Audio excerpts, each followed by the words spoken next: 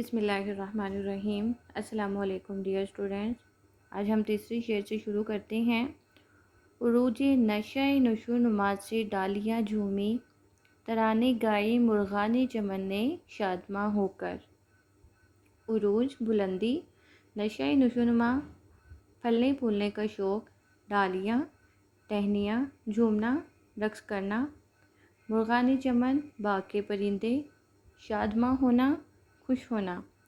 خزاں کے موسم میں درختوں کا سبز لباس زرد لباس میں تبدیل ہو جاتا ہے اور پتے جھڑ جاتے ہیں، ہریالی کا نام و نشان مٹ جاتا ہے، چمن سے چہل پہل اور رونق غائب ہو جاتی ہے۔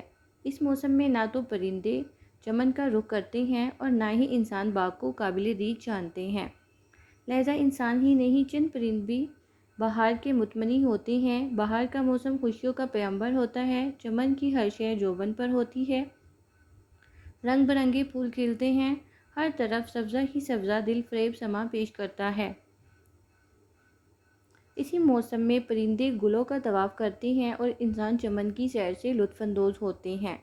بہار کے موسم میں چمن کی ہر شے نشو نما کے عمل سے گزر کر شباب کو پہنچتی ہے۔ چمن میں ہوا چلتی ہے تو ٹہنیاں جھومنے لگتی ہیں۔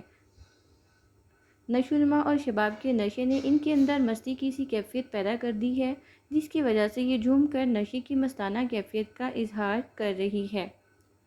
کیا مستیاں ہیں چمن میں جوش بہار سے، کیا مستیاں ہیں چمن میں جوش بہار سے، ہر شاخ گل ہے ہاتھ میں ساغر لیے ہوئے۔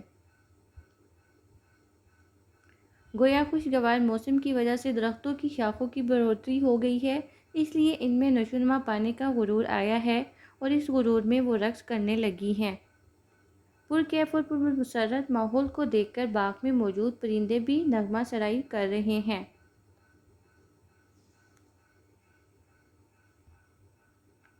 بلائی شاخ گل کی لی نسیم صبحگاہی نے، ہوئی کلیاں شگفتہ روئے رنگینے بتا ہو کر۔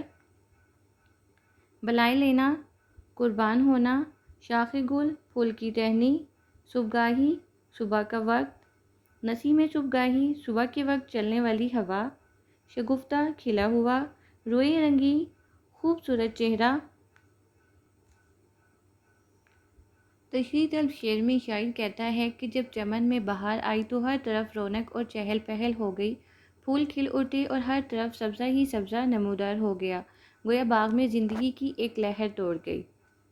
بقول شاعر، دعا بہار کی مانگی تو اتنے پھول کھلے، دعا بہار کی مانگی تو اتنے پھول کھلے، کہیں جگہ نہ ملی میرے آشیانے کو۔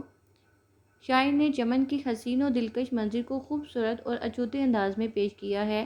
کہتے ہیں کہ صبح کی ٹھنڈی اور خوشگوار ہوائیں درختوں اور پودوں کی ٹہنیوں سے بے حد پیار کرتی ہیں اور ان پر صدقے واری ہونے لگتی ہیں۔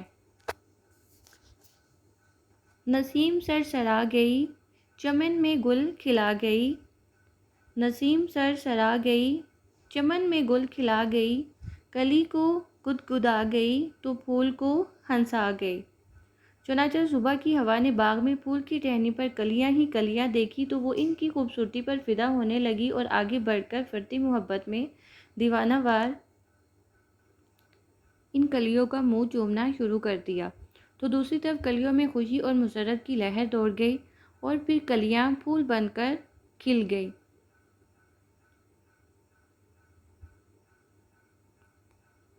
صبح کی ہوا نے پھول کی ٹہنی کو اس طرح گود میں لے کر بلائیں لینا شروع کر دی ہے کہ جس طرح ماں بچے کو گود میں لے کر پیار کرتی ہے اور چومتی ہے، ماں کے پیار سے بچے کا چہرہ مسرت و خوشی سے کھل اٹھتا ہے، اور اسی طرح صبح کی ہوا جب پھول کی ٹہنی کی بلائیں لیتی ہے تو کلیاں مسکرا اٹھتی ہیں اور پھول بن جاتی ہیں، اور یہ پھول اس قدر سرخ اور خوبصورت ہیں کہ ان کی سرخی اور تازگی محبوب کے چہرے کی سرخی سے مشابہت رکھتی ہے۔ گویا شاعر نے پھول کی سرخی اور شگفتگی کو محبوب کے سرخ اور حسین چہرے سے تشبیہ دے کر کلیوں کے حسن کو دوبالا کر دیا ہے۔ جی کلاس، آج کے لیے اتنا ہی کافی ہے۔ اللہ حافظ۔